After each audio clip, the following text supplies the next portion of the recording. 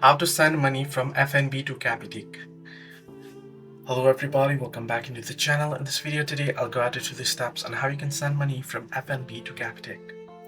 Well, to send money from FNB to Capitec, you can use the FNB app or online banking navigation to send money. So if you're on the online banking, you can simply head into fnb.co and there tap on login and head over to the login page, and you want to first log into your account. If not, you can also get the application directly on your Play Store or App Store and open it up and log into your online banking. Then you want to navigate to the payments or send money section and select send money. Once you do so, choose the option to send money to another bank. Then enter the Capitec account details. Select the recipient's account type, saving account or check account.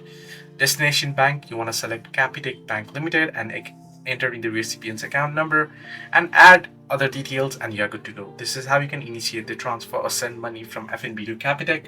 Hope this video was helpful. Do like and subscribe, and do not forget to leave comments down below as well.